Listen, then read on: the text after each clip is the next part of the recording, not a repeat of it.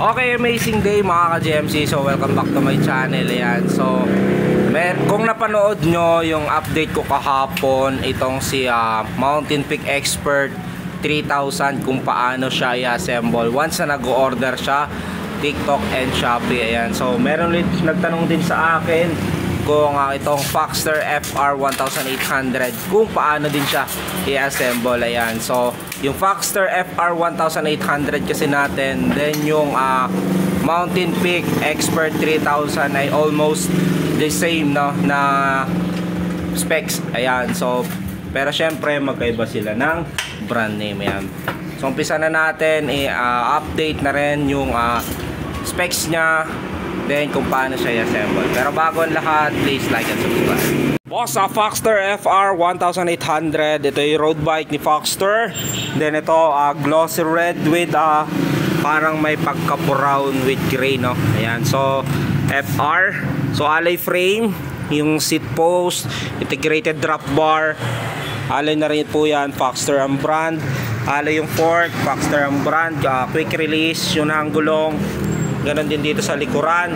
Ito yung naka Shimano Sora STI.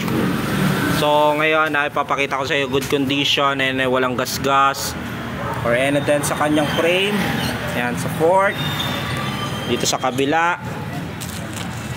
Okay. Okay, ito yung naka 2x 9 speed Shimano Sora cassette type. Pakita ko sa inyo yung nakatono.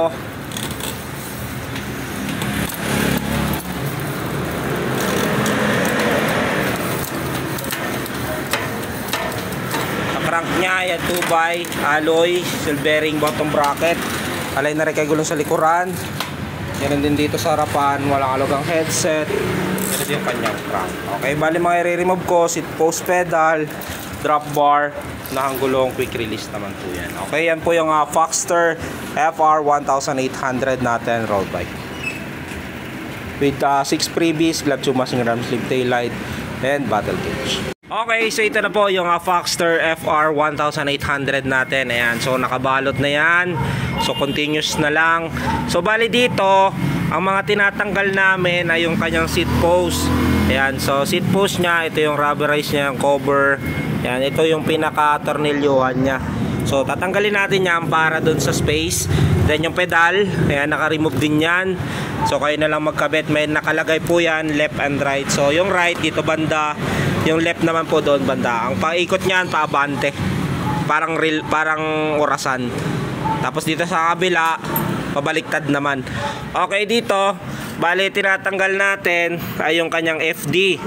Ay yung tinotono na namin yan para ma-check namin na good condition yung may pa-ship namin. Pero kailangan kasi namin siyang tanggalin dito sa pagka-tornilyo niya, yung cable sa RD, ganun din sa brakes. Yan, tinatanggal namin yan. Bakit? So ito po kasi ay internal, no? So internal siya, so wala kang makitang cabling dismo sa kanyang frame. So dito, ayan, so ito yung kanyang spacer.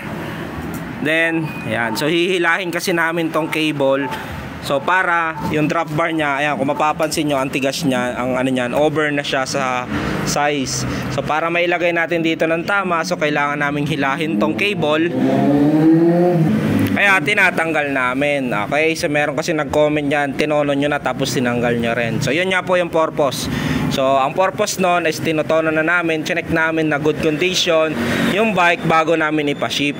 Okay, so madali na lang naman yan kung marunong kayo magtono. Kung hindi, ikabit nyo na lang doon sa marang may lining, diba? Yung parang kinagatan na rin ng tornilyo. So malalaman nyo naman yung tono. Ngayon kung hindi pa rin nakatono, dalhin nyo na lang po sa bike shop. Okay, para may patono nyo siya ng maayos. Dito naman sa kanyang stem at drop bar, integrated kasi to eh. So wala po kayong gagalawin dyan. So hihilahin nyo na lang yung cable. Okay, so naka-remove naman po dito yung caliper nya, dito sa fork, para mas safe. Okay, dito naman yung headset.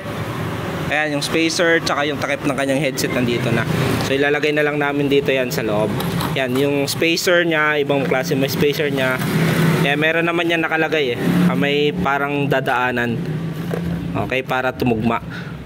Then, sa kanya namang rotor, ayan, tinanggal namin yung rotor nya.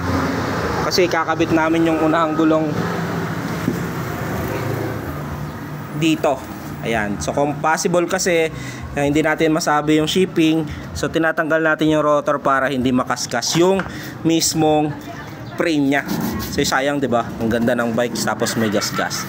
Okay? So yan. So tinanggal namin. So yan na lang po, kayo na lang po magkakabit. Andiyan na rin po yung skewer niya sa box. Then ito, meron niya rin nakalagay na support. Okay, yan po yung Foxster FR 1800 natin na road bike. So ganyan po yung process namin doon sa mga internal cabling. Okay, so thank you po and God bless. Sunod dito, papakita ko rin sa inyo na yan ay nakabalot na. Boss, ito na yung order nyo, Foxster FR 1800. Okay, kung mapapansin nyo, ay nakabalot na maigi yan para may iwasan yung gas-gas habang nakaship papunta sa inyo. Ayan po, naka-remove lang kanya unahang gulong, walang hangin yan kasi bawal may hangin habang nakaship. Yung kanyang rotor tinanggal namin para hindi matamaan yung kanyang frame na. So kanyang seat post, ayan na, nakakabit. Pedal, nasa box dito sa loob, tsaka yung mga spacer dito. Okay, kasama na rin po dyan yung skewer nya. Okay, so yung drop bar nya ito. Okay, so babalutan ko na lang po ng foam karton bago ko ilagay sa box. Bali, yung box po na gagamitin ko yung 3-inch po na box kasi yun po yung pasok doon sa required size ni Courier. Okay, so sama ko na rin po yung 6 na previous nya, yung glove tube, machine arm sleeve, taillight, battle cage. So pinang ko ng karton bago ko balik. Mamaya po naka-JNT na yan. Boss, bali dito ko nilagay sa box ni T-Rex Infinite.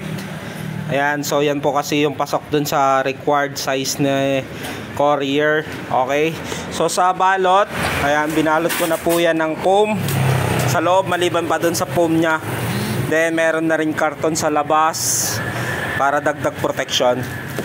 Okay, tas nilagyan ko na rin ng plastic para ma-secure. Okay, so yan po, T-Rex na box. Then mamaya po mag-update ako pag yan ay nakabalot na. Bubble wrap na lang po yan, tapos fragile. Boss, bali ito na yung order nyo, Foxster FR 1800. So yan po, nakabalot na rin po ng bubble wrap yan, that's fragile. Ayan, so meron din po yung kasabay ng mga ibang order. So 1, 2, 3, 4. Ito Foxster FR 1800. Papunta po ito ng Cebu, Visayas. Then ito Gent Aero, papunta naman ito ng saan to? Baguio, Benguet. Then Garuda Cyclone, papunta naman ng Parañaque. Yan, Garuda Steel, papunta ng Antipolo City, San Roque. Ayan, so yan po, yun po yung mga order ngayong araw. So meron pang mga pending na ready to balot natin. Okay, so yan lang po muna ngayon yung update. Okay, FR 1800 ready to pick up na, boss.